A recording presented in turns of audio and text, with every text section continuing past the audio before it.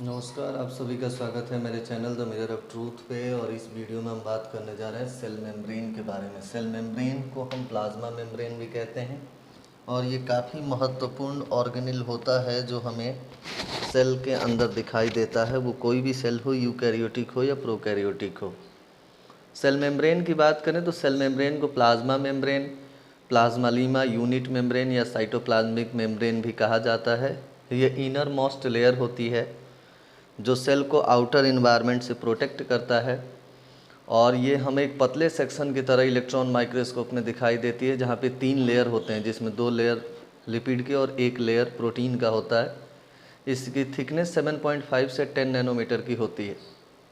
जो टर्म है ये नगलोई के द्वारा डिस्कवर किया गया था। सेल मेम्ब्रेन जो है वो एक फ्लेक्सिबल लेयर होती है और यूनिसेलुलर ऑर्गेनिज्म को अलाउ करती है कि वो मूव भी कर सकती है एक डायरेक्शन में।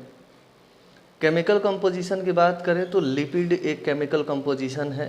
4 मेजर क्लास ऑफ लिपिड यहाँ पे इस्तेमाल किए जाते हैं प्लाज्मा मेम्ब्रेन में, जिसमें सबसे ज़्यादा फॉस्फोलिपिड होता है, फिर स्पिंगोलिपिड होता है, थर्ड ग्लाइकोलिपिड और चौथा एस्टिरॉल यानी कोलेस्ट्रॉल पाया जाता है।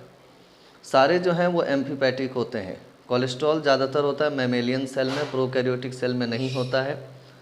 दूसरी चीज़ है प्रोटीन से भी मिलके बना होता है सेल मेम्ब्रेन। 50% प्रोटीन होता है। अमाउंट वेरियल कर सकता है। माइलिन सेल के अंदर 25% प्रोटीन होता है, माइटोकॉन्ड्रिया के अंदर 50% प्रोटीन होता है। तो इस तरीके से जो प्रोटीन की अमाउंट है वो वेरी कर सकती है।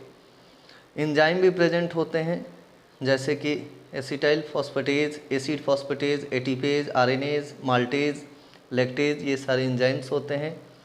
कार्बोहाइड्रेट भी प्लाज्मा मेम्ब्रेन में पाया जाता है, जो कि ग्लाइकोप्रोटीन के साथ जुड़ा हुआ होता है, जो कि पोलर एंड है फॉस्फोलिपिड का। और प्लाज्मा मेम्ब्रेन के एक्सटर्नल सरफेस पे भी कार्बोहाइड्रेट पाया जाता है। तो फॉस्फोलिपिड जो है एक मॉलिक्यूल है जिसके पोलर और नॉन पोलर 2 टेल होते हैं। पोलर हेड जो है वो चार्ज होता है और हाइड्रोफिलिक होता है, यहाँ से वाटर अटैच हो सकता है। वहीं नॉन पोलर जो है ये हाइड्रोफोबिक होता है, ये वाटर को हेट करता है।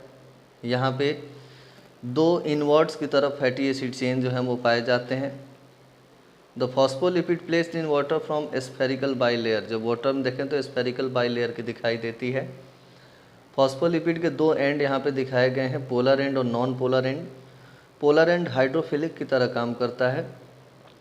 मेम्ब्रेन कोलेस्ट्रॉल की बात करें तो अमाउंट ऑफ कोलेस्ट्रॉल जो है वो अलग अलग तरीके के सेल मेम्ब्रेन में अलग अलग होता है, और प्लाज्मा मेम्ब्रेन जो है 1 कोलेस्ट्रॉल पर फॉस्फोलिपिड मॉलिक्यूल के अंदर अपने पास रखता है। प्रोटीन जो है वो क्रिटिकल होता है। यहाँ पे प्रोटीन स्ट्रक्चरल सपोर्ट देता है, रिकॉग्निशन साइट बनाता है, कम्युनिकेशन कराता है और ट्रांसपोर्टेशन में भी काफ़ी ज़्यादा महत्वपूर्ण होता है। सेल मेम्ब्रेन के स्ट्रक्चर देखें तो यहाँ पे आउटसाइड सेल हमें ऐसा दिखाई देता है, इनसाइड सेल ऐसा दिखाई देता है, जहाँ पे प्रोटीन के चैनल और लिपिड की बाइलेयर होती है। आउटसाइड में प्रोटीन के मॉलिक्यूल्स और कार्बोहाइड्रेट की चेन पाई जाती हैं। Phospholipid, cholesterol, protein, glycocalyx, cytoskeleton, peripheral protein, integral protein, ये सब मिलके सेल मेम्ब्रेन का निर्माण करते हैं। फंक्शन की बात करें तो ये सेल को इंटैक्ट रखता है, एक प्रोटेक्टिव बैरियर की तरह काम करता है जो सेल को बाहरी वातावरण से सुरक्षा देता है। सेल के ट्रांसपोर्ट को रेगुलेट करता है inside outside. Small lipid molecules इसके अंदर होते हैं जो ऑक्सीजन और कार्बन डाइऑक्साइड को पास करते हैं आसानी से। वाटर जो है वो आसानी से सेल मेम्ब्रेन को क्रॉस करके आउटर से इनर और इनर से आउटर इन्वायरमेंट में आ जा सकता है। ये महत्वपूर्ण फंक्शन है प्लाज्मा मेम्ब्रेन या सेल मेम्ब्रेन के। इसके अलावा ये आयन को भी एक्सचेंज कराता है। लार्जर मॉलिक्यूल जो पास नहीं होते हैं वो आयन्स के सहारे मूव होते हैं। ये सेल को रिकॉग्निशन देता है। एंकरिंग साइट होता है जो सेल के साइटोस्केलेटन के लिए एक फिलामेंट की तरह वर्क करता है। ये बाइंडिंग साइट उपलब्ध कराता है जहाँ पे एंजाइम बाइंड्स हो सकें। इंटरलॉकिंग सरफेस होता है जो सेल को बाइंड करता है, और यहाँ पे साइटोप्लाज्म को ये प्रोटेक्ट करता है। तो ये बातें थी सेल मेम्ब्रेन और उसके फंक्शन के बारे में। कृपया करके आप इस चैनल को सब्सक्राइब करिए और वीडियो को ज़्यादा से ज़्यादा शेयर करिए। धन्यवाद।